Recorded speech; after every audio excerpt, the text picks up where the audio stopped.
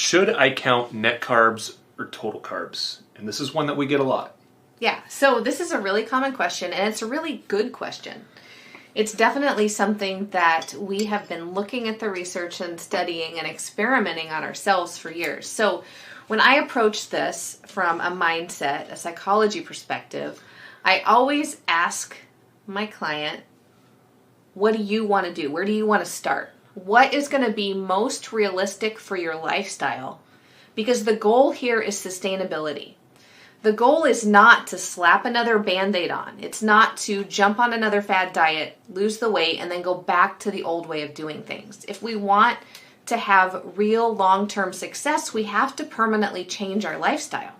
So my answer to this question is always, what is going to work best for you in your life, in your reality right now? If that's counting net carbs, let's do that. If that makes the most sense for your favorite foods, and we might even sit down and create 2 or 3 meal plans and say, okay, let's create 2 or 3 meal plans and let's see what makes sense to make it sustainable over the long term for you. So, first of all, you have to realize that net carbs are really a labeling standard from the FDA. This came out early 2000s when Atkins started producing products, and they would label their products on the front of the package with the net carbs. And so they're subtracting out the fibers, and basically what was left was what they considered net carbs. So the thing is, there's a lot of what I would call discrepancies in FDA labeling that allow things that do have a significant blood sugar and insulin response to not be counted as net carbs. So things like maltitol do not show up in net carbs. They are allowed to be subtracted out and labeled on a package as not part of the net carbs. But they have as much or sometimes even more of an impact on blood sugar and insulin than just regular sugar or added sugars, right? So first of all, you need to understand what is being subtracted out. So what on the label are they taking out and saying this is not part of the total carbs?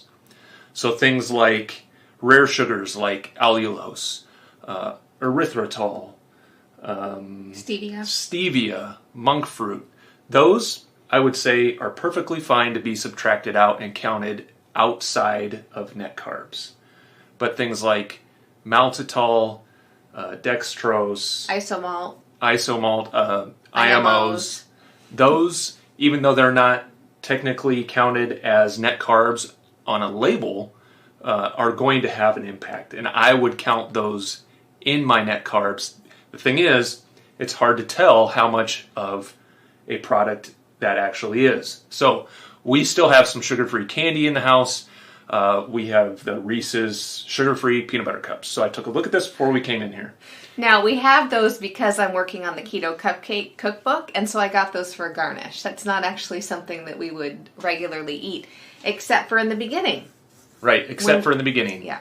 So a serving size of them is 3 little miniature peanut butter cups. And that is 26 grams. This product says it has 12 grams of sugar alcohols, which are not counted. 26 grams of total carbs? 26 grams of food. Okay. Weight. Okay. Yeah, it would be okay. 26. I misunderstood. 3 peanut butter cups would be 26 grams. Okay, thank you. So a serving size has 12 grams of sugar alcohols. Now I looked through the ingredient list, and the only sugar alcohol I could find was maltitol, and it was the very first ingredient. Mm-hmm. And it said 12 grams of sugar alcohols. That means almost 50% by weight of these 3 peanut butter cups is pure maltitol. That is a lot. That is a lot of sugar. That is a lot by weight of sugar. So I wouldn't subtract that out at all. Is it sugar-free? Technically, by the FDA standards, yes. But however, it is going to have a significant impact on your blood sugar and your insulin. So you really have to be careful. If you're new to the keto diet, then we always recommend being very strict with total carbs. It makes it that much simpler. And then as you as You get said better. we always recommend, but we don't always recommend. Yeah, you just talked about the psychology. And to preface my answer, there's some education components of that. And the sugar alcohols is one piece, that what Jeremy just went over is one piece we will talk about to make sure that we're defining net carbs correctly so that you have a well-formulated ketogenic diet. Because Jeremy's absolutely right, and he makes some great points that the sugar alcohols like maltitol, isomalt, IMOs, any of those can spike blood glucose, and if you're diabetic, you really have to be careful. You also have to be careful. There can be an insulin response just from a sweet taste on your tongue if you're already insulin resistant. Right. So if you already are pre-diabetic or diabetic, you need to be aware of that. And if your goal is to bring your blood sugars under control, the smart thing to do is to wean yourself off of sweet things until you get things under control, and in the future, you should be able to tolerate those things again. But as a temporary measure while your body heals, it's a really smart thing to do. Anything to add there? No.